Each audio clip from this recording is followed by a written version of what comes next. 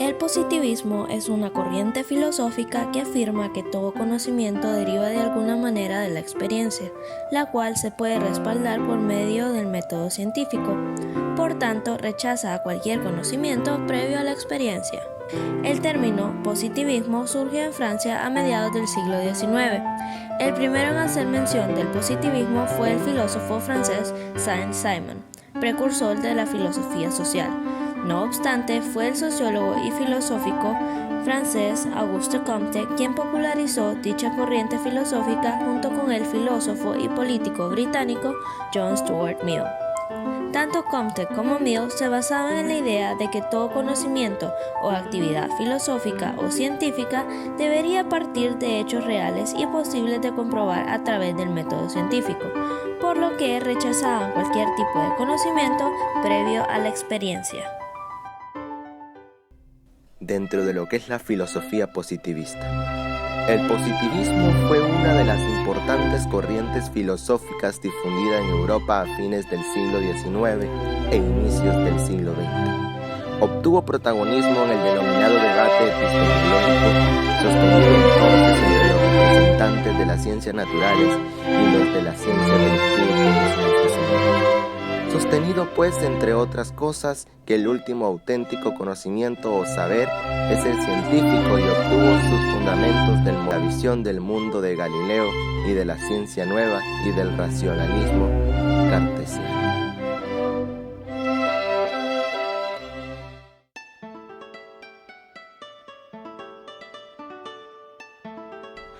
Henri de Saint-Simon nació el 17 de octubre de 1760 en París.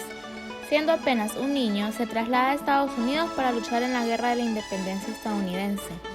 De regreso a Francia, apoya la revolución y renunció a su título de conde. En sus teorías, propugnaba la idea de que la propiedad privada sería buena en cuanto cada individuo recibiera su retribución en función de su capacidad. Fue uno de los fundadores y teóricos del socialismo moderno. Su principal obra es El Nuevo Cristianismo, que fue publicada en 1825. El conde de Saint-Simon falleció en París el 19 de mayo de 1825. John Stuart Mill, nacido en Londres en 1806, fue economista, lógico y filósofo británico. Fue uno de los máximos exponentes del positivismo inglés, que, a diferencia del positivismo francés, no está demarcado en su totalidad por el modelo epistemológico matemático, sino por el modelo empirista de la ciencia moderna. Stuart Mill inventó convertir la ética y la moral en ciencia positiva como único modo de realización de las transformaciones sociales y de la consecución de la felicidad colectiva. Sus obras más significativas fueron Los Principios de Economía Política, publicado en 1843, y Sobre la Libertad y la Religión, publicado en 1859. Mills falleció en Avignon, Francia, en 1873. Auguste Comte nació en Montpellier en 1798. Fue un pensador francés fundador del positivismo y de la sociología. Con la publicación de su curso de filosofía positiva, publicado en 1830 hasta 1842, debido a que eran varios volúmenes, Auguste Comte apadrinó un nuevo movimiento cultural del que sería considerado iniciador y máximo representante, el positivismo. Auguste Comte tomó el término positivismo del que había sido su maestro Saint-Simon, responsable de su acuñación a partir de la expresión ciencia positiva, aparecida en el siglo XVIII. En la historia de la filosofía se designa con esta palabra la corriente del pensamiento iniciada por Comte, surgida en Francia en la primera mitad del siglo XIX. Pronto se desarrollaría en todos los países occidentales durante el resto de la centuria. El positivismo se extendió por toda Europa en vida de Comte y después de su fallecimiento en París en 1857.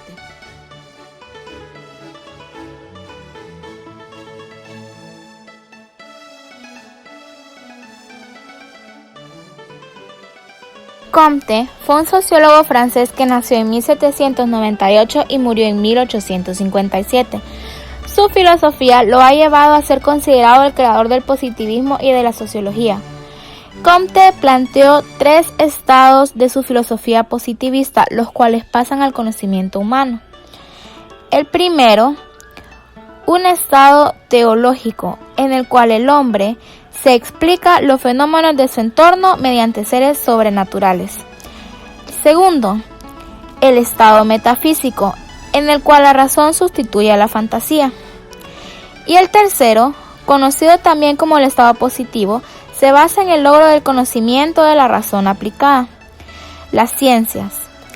Comte clasifica las ciencias jerárquicamente: matemáticas, astronomía, física, química, biología y sociología. El sentido del positivismo. El saber positivo se entiende a las cosas, se queda ante ellas sin intervenir, sin lanzarse a juegos de ideas. Ya no pide causas, sino solo leyes, y las posee con precisión y con certeza.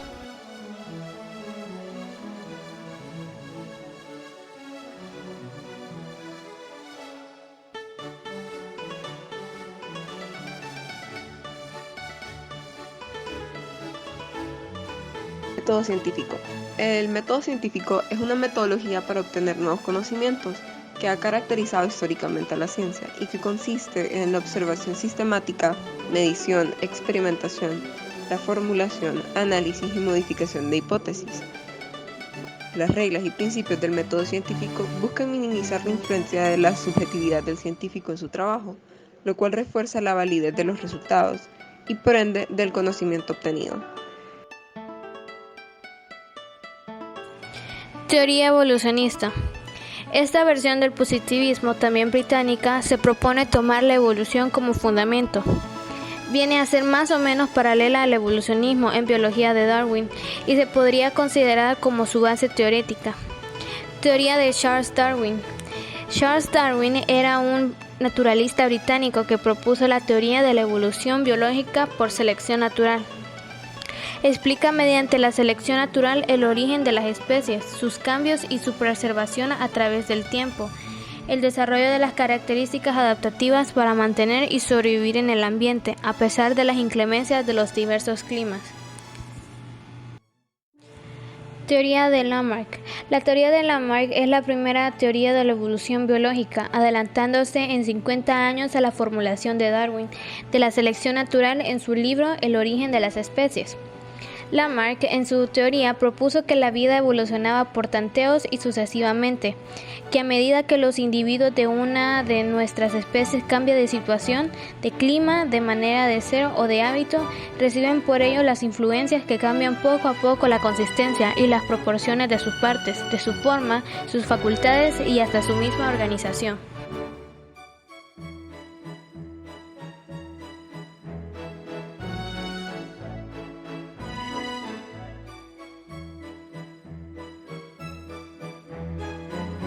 Genética. Punto de partida de la genética moderna son los descubrimientos de Gregor Mendel, las leyes conocidas bajo su nombre. A los 21 años decidió tomar el hábito y lo hizo en la Orden de San Agustín en el convento de Bonn. Mendel se había estado dedicando a la botánica para obtener nuevas plantas ornamentales. Ya se sabía que al cruzar plantas híbridas, ciertas formas aparecían con regularidad, pero nadie había formulado leyes al respecto, y para eso a Gregor le sirvieron las matemáticas.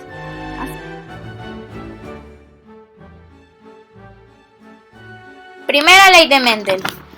Principio de la uniformidad de los heterocigotos de la primera generación filial.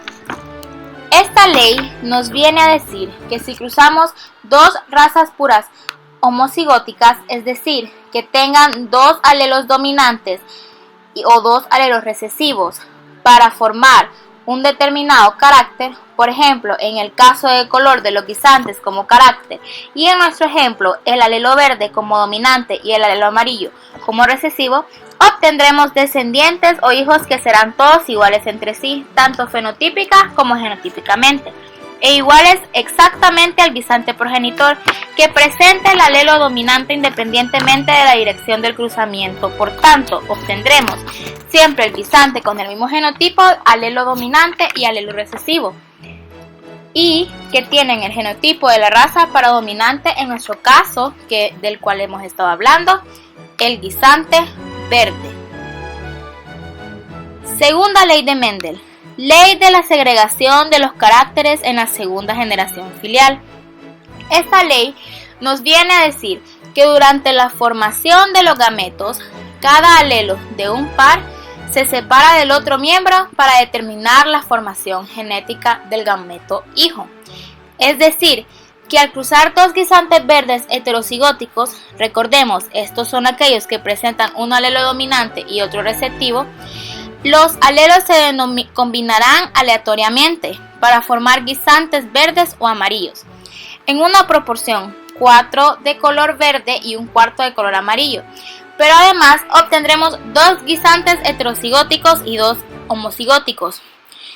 Esto quiere decir que Mendel había descubierto sin querer el proceso de meiosis, que sabemos que es el proceso de división celular en el que se reduce a la mitad el número de cromosomas y cómo afecta esto al proceso de fecundación. Tercera ley de Mendel, ley de la independencia de los caracteres hereditarios. En el caso de usar dos características, color de guisante, recordemos, dominante amarillo, y la rugosidad, donde rugoso domina sobre el liso, Mendel observó que se producía una combinación en ambos rasgos al cruzar dos heterocigotes de estos caracteres, por ejemplo, guisantes verdes y lisos, cumpliendo con el patrón de la segunda ley tal y como aparece en la imagen. La anatomía y la histología. Estas dos disciplinas alcanzaron entonces el nivel en que hoy los descriptivos se las enseñan. Entre los muchos descubrimientos de esa época en estos campos destacaron los neuroanatomía.